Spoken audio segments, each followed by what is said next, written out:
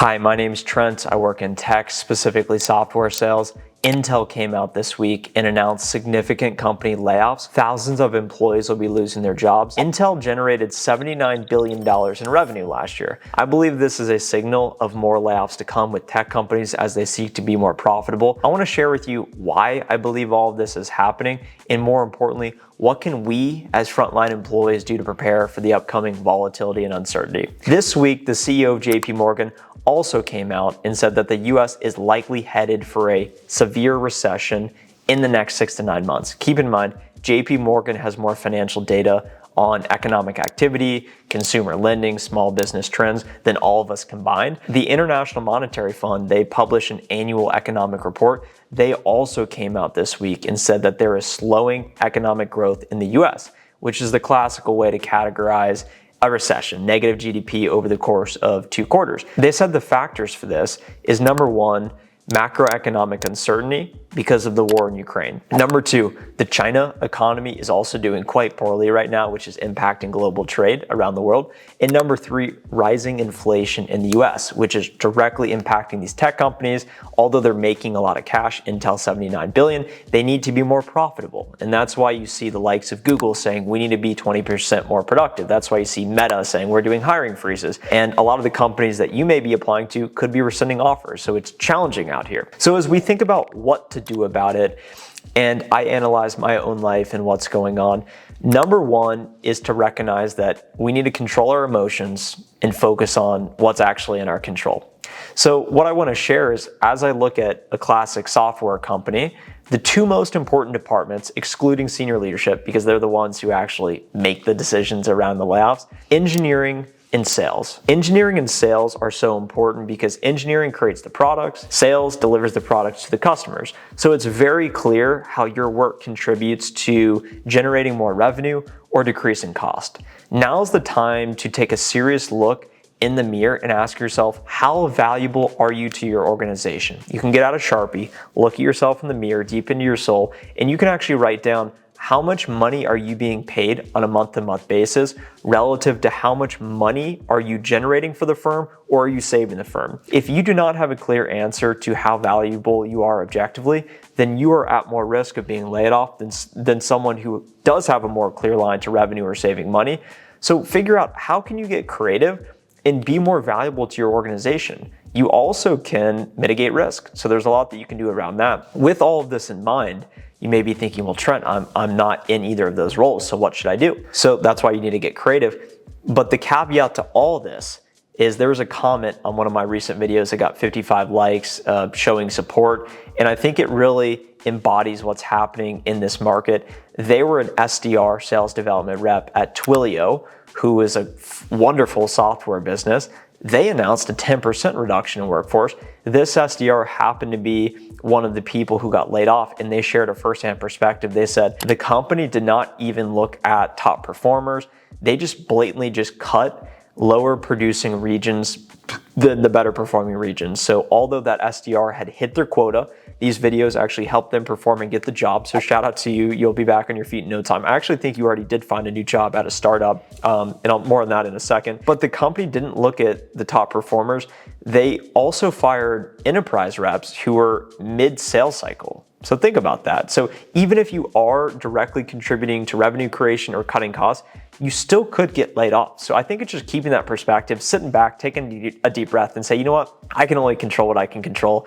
I should double down my work ethic to become more valuable to the firm today. I should start showing up to the office a little bit more. But you know what? I still could get laid off, and that is what it is. With that being said, if you do work in one of those sales or engineering, your skills are transferable. And that's what this SDR at Twilio said. They said, I got hired at a startup within a week because my skills are transferable. So ask yourself, what skill sets are you working on day to day? How is that experience valuable in the marketplace? Because it will translate and future-proof your ability to make money into the future. Strategy number 2 that I'm using is I'm staying more patient and careful than ever. So now is not the time to make big purchases. So if you were thinking about a mortgage, it's not a good time. Even if you're dying to get in a house, I don't think it's a good time to buy a house because the mortgages are more expensive and you're also committing yourself to a long-term liability. A lot of people think houses are assets. If you are using debt to purchase a house, it's an asset for the bank. It's an asset for JP Morgan. It is a liability for you. If you make long-term financial obligations, mortgages, cars, and there's a list of other things. If you're using credit cards debt to purchase clothes and not able to pay it off, that's also a terrible decision, because if you lose your income, if you get fired tomorrow, then you're not gonna be able to pay for these things. You're gonna default, you're gonna go bankrupt, and it's gonna be a mess. So now is the time to be more careful and patient as well.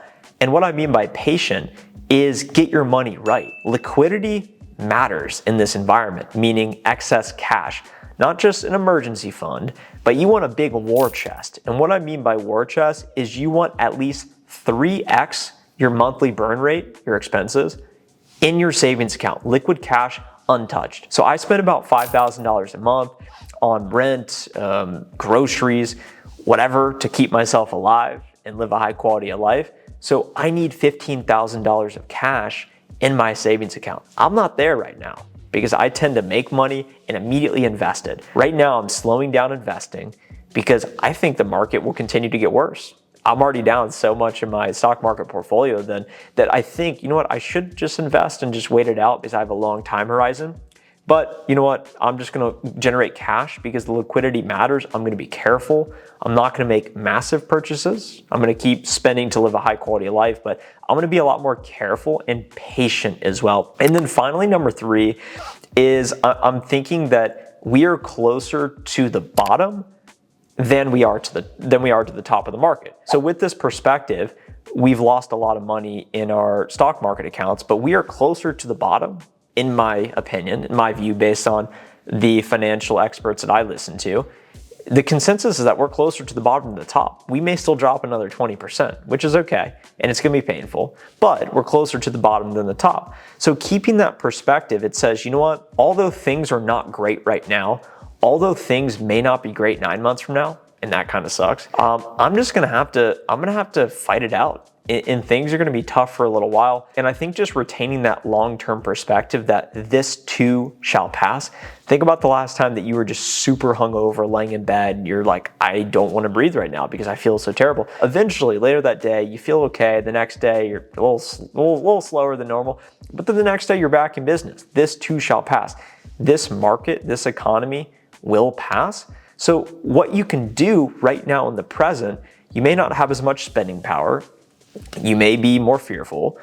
Take back control, and the best way to do this is by getting in shape. I've been talking a lot about this recently because I used to be a big guy. I don't share this with you guys often. I used to be 230 pounds. I'm about 170 right now.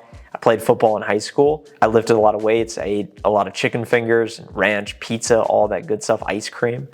And I eventually got to a point where I said, you know what? I want to have more energy. I want to like the way I look in the mirror as I look at myself in the window right now.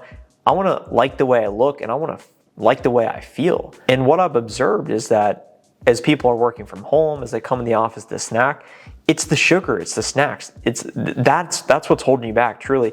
If you just decide to start eating healthier, drink more water, go to bed by 9 p.m. like I do, wake up early, work out, get a nice run in, go outside and run. It's completely for free. Just use one of your pairs of shoes you have right now. It is free. You don't need to go spend $50 on dinner when you can just go put on your running shoes, go run for 5 miles. You won't even be hungry by the end of it. You'll be so tired, you'll want to go to bed. Get in shape. Now's the time to focus on yourself and your body so that when we emerge out of this pandemic, you will be better because of it. And in 20 years from now, you'll say, yeah, I lived between 2020, 2022, all the way through to 2040. And now my portfolio is 10x what it is today. And I'm better because of that experience, because I was patient, I was careful, I focused on getting my money right, I focused on working hard, learning transferable skills, being careful. And those are the steps that I'm following because I think a lot more layoffs are to come. I wish you all the best. I hope you can retain your job. I hope you can be successful. And I want to build a community of other like-minded, motivated people that are obsessed with what they do. And that's why I make these videos staying in the office until the lights go out.